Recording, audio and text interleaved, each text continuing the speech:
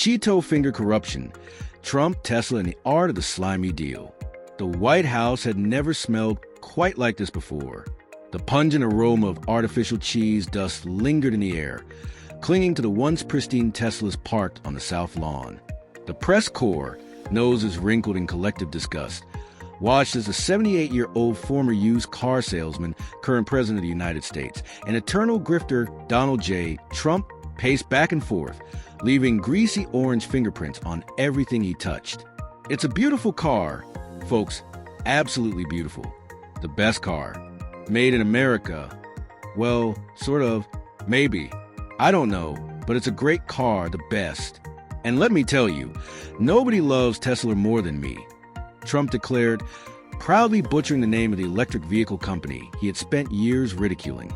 Some people say I can't say it right. I say fake news.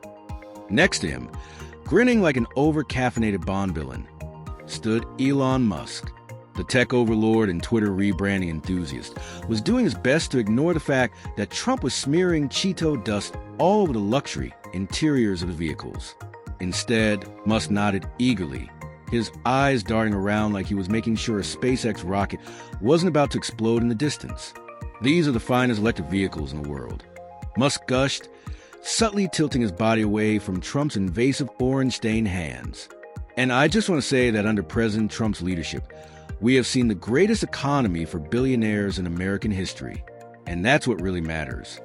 The spectacle, half infomercial, half crime scene, was a grotesque display of capitalist excess meeting political corruption, like a swamp creature crawling into bed with a Wall Street shark.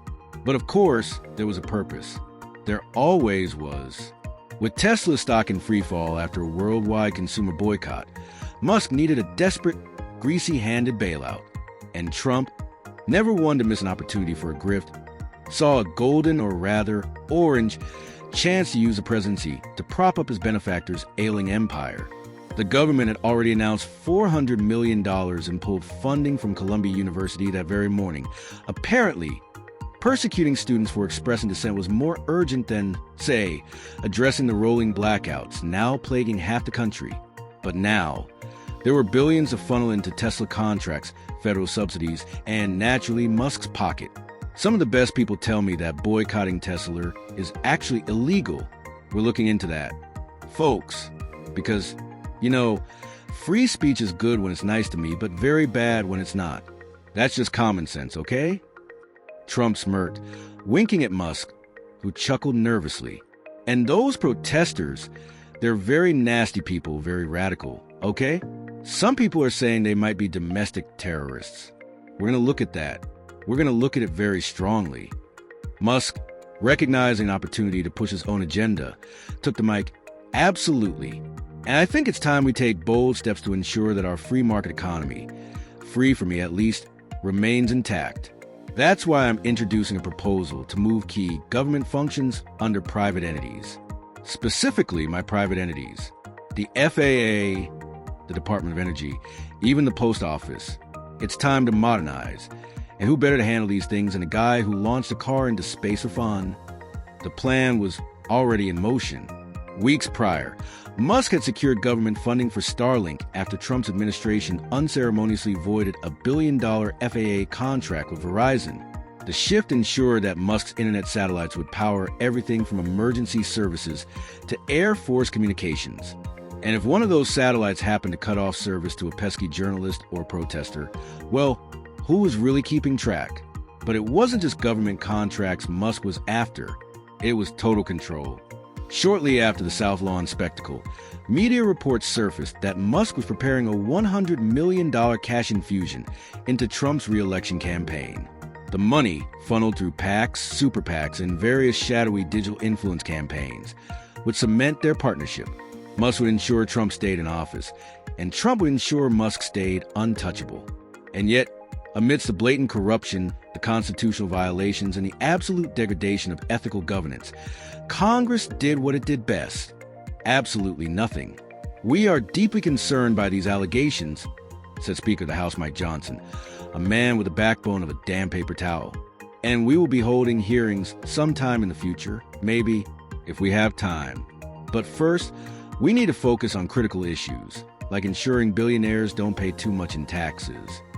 Meanwhile, Senate Majority Leader John Thune, whose loyalty to Trump was rivaled only by his allergy to leadership, added, "Well, I'm not sure it's illegal per se.